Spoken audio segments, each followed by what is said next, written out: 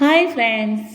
അക്ബറിൻ്റെ live ഉണ്ടായിരുന്നു. അപ്പോൾ Akbar big boss കഴിഞ്ഞ ശേഷം ലൈവിലൊന്നും അധികം ഒന്നും അങ്ങനെ വരാറില്ല. കാരണം ഭയങ്കര അറ്റാക്കാണല്ലോ കിട്ടിയിരുന്നത്. അപ്പോൾ ഇപ്പോഴും അവർ ഗെയിമിൽ നിന്ന് പുറത്ത് വന്നിട്ടില്ല എന്നാണ് എൻ്റെ അഭിപ്രായം. കാരണം എന്താ വെച്ചിട്ടുണ്ടെങ്കിൽ അവരെപ്പോഴും ആ ഗെയിമിൽ നടന്നിരിക്കുന്ന സംഭവങ്ങളൊക്കെ വെച്ച് പറയുന്നു, മറ്റുള്ളവരെ കുറ്റം പറയുന്നു, കൊള്ളിച്ചു പറയുന്നു, ബുള്ളിങ് ഗാങ്, അതുപോലെ തന്നെ റിയൽ ഗാങ്, ഇങ്ങനെയൊക്കെ പലതരം ഗാങ്ങുകൾ ഉണ്ടെന്നൊക്കെ പറയുന്നു.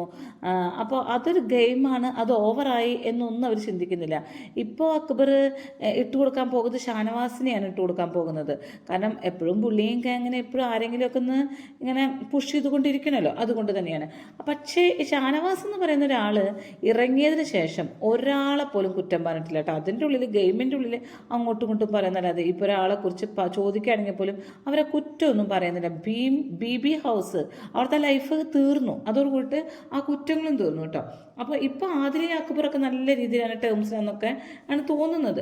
ഇനി അപ്പോൾ അക്ബർ ഇരുന്ന് പറയുന്നുണ്ട്, ഏഷ്യാനെറ്റുമായിട്ട് ബന്ധം ഞാനല്ല, എനിക്ക് അത്ര ബന്ധമൊന്നുമില്ല, ഞാനൊരു റിയാലിറ്റി ഷോയിൽ പങ്കെടുത്തുന്നേ ഉള്ളൂ, പക്ഷെ കൂടുതൽ ബന്ധമുള്ളത് ഷാനവാസ്ക്കാണല്ലോ എന്ന് പറയുന്നുണ്ട്.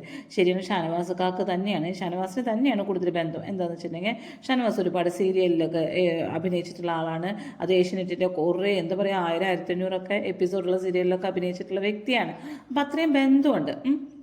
ഇനി അതിനൊപ്പം തന്നെ അക്ബർ പിന്നെ പറയുന്നുണ്ട്, അക്ബർ വിന്നറാവാതിരിക്കാൻ വേണ്ടിയിട്ട് എന്നെ തേടി പിടിച്ച് ഡീഗ്രേഡ് ചെയ്യുകയായിരുന്നു അവിടുത്തെ മറ്റുള്ളവർ എന്നൊക്കെ പറയുന്നു. അത് ഷാനവാസ്, അതുപോലെ അനുമോള്, അങ്ങനെ എല്ലാവരും ഡീഗ്രേഡ് ചെയ്യാൻ നോക്കിയിരുന്നു എന്നൊക്കെ പറയുന്നു. ഇതൊക്കെ ശരിയാണോ തെറ്റാണോ എന്തോ ആയിക്കോട്ടെ, പക്ഷേ ഇതൊക്കെ ആ ടൈമിൽ പറയാം എന്നല്ലാതെ, അല്ലെങ്കിൽ അതിനുള്ളിൽ വെച്ച് പറയാം, അല്ലെങ്കിൽ ഇറങ്ങിയ സമയത്ത് പറയാം, അല്ലാതെ ഇപ്പം പോയി എന്താ പറയുക, പശു ചത്തും മോരിലെ പുളിയും തീർന്നിട്ടൊക്കെയാണ് ഇതൊക്കെ പറയാൻ വരുന്നത്. അപ്പോൾ അത് കേൾക്കുമ്പോൾ ഒരു ആലോചന വരുന്നുണ്ട് നമുക്ക്, അല്ലേ? അത്ര രസമായിട്ട് തോന്നുന്നില്ല. ഇതൊക്കെ നമ്മൾ ആഗ്രഹിച്ചിരുന്നു, ഇവരിന്ന് വായിൽ നിന്നതൊക്കെ കേൾക്കാൻ ആഗ്രഹിച്ചിരുന്നു, ഇവരിറങ്ങിയപ്പോൾ തന്നെ. ഇപ്പം അവരുടെ വായിൽ നിന്നിട്ട് അതൊന്നും കേൾക്കാൻ ആഗ്രഹിക്കുന്നില്ല. ഇനി അടുത്ത സീസണൊക്കെ അടുത്ത് തന്നെ വരുന്നതാണ് പറയുന്നത്. ഇപ്പോൾ ഈ മാർച്ചിൽ തന്നെ നെക്സ്റ്റ് സീസൺ വരാൻ പോവുകയാണ് എന്നൊക്കെ പറയുന്നു.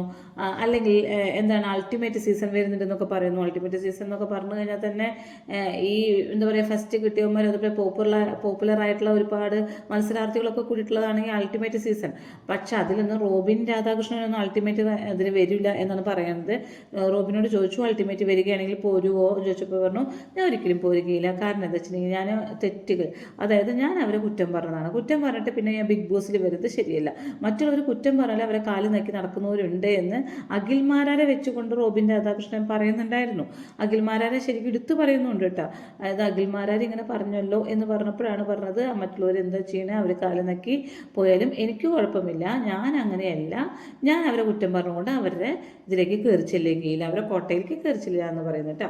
അപ്പോൾ പിന്നെ പറയുന്നുണ്ട്, അക്ബറിൻ്റെ അടുത്ത് ചോദിക്കുന്നുണ്ട്, അനുമോളുടെയും ഷാനവാസിൻ്റെയും ഗാങ്ങിൽ ആണെങ്കിൽ ഇത്രയും നെഗറ്റീവ് വരില്ലായിരുന്നല്ലോ എന്ന് ചോദിച്ചപ്പോൾ പറയുന്നുണ്ട്, എനിക്ക് ആ ഗാങ് വേണ്ട.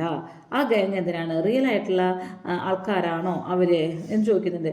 അവർ റിയൽ ആയിട്ടുള്ള ആൾക്കാരാണ് എന്ന് വിചാരിച്ചിട്ടുണ്ടെങ്കിൽ ഞങ്ങൾ ബുള്ളിങ് ഗാങ് ആണ് ശരിക്കും റിയൽ ആയിട്ടുള്ള ആൾക്കാർ, റോ മെറ്റീരിയലാണ് എന്ന് പറയുന്നു. കാരണം എന്താ വെച്ചാൽ അവർ കളങ്കമില്ല, ഒന്നുമില്ലാതെ തുറന്നടിച്ച് പറയുന്നു എന്നൊക്കെയാണ് അക്ബറിൻ്റെ ഒരു ഇതാണ് കേട്ടോ, കാഴ്ചപ്പാടാണ് പറയുന്നത്. അത് ആര്യൻ, ജിസൈൽ, അപ്പാനി, അക്ബർ ഇവരൊക്കെ റോ മെറ്റീരിയലാണ്, റിയൽ മെറ്റീരിയലാണ് എന്നാണ് പറയുന്നത്. അല്ലാതെ ബുള്ളിങ് ഗാങ് എന്നൊരു പേര് കിട്ടിയെങ്കിലും കൂടിയിട്ട് റോ മെറ്റീരിയൽ ആണെന്ന് പറയുന്നു. അതുപോലെ അനൂ, ഷാനവാസ്, ആദില, നൂറ ഇവരൊക്കെ അതിന് ഫേക്കായിട്ടാണ് നിന്നിരുന്നത് എന്നാണ് ഉദ്ദേശിക്കുന്നത്. എന്താ വെച്ചിട്ടുണ്ടെങ്കിൽ ഇവരുടെ ഫ്രണ്ട്ഷിപ്പ് ഫേക്കാണ് എന്താ വെച്ചാൽ എല്ലാവരും പറയാറുണ്ട്. ഇപ്പോൾ ഈ അക്ബറും പറഞ്ഞിട്ടുണ്ട് ഇവരുടെ ഫ്രണ്ട്ഷിപ്പ് ഫേക്കാണെന്ന്.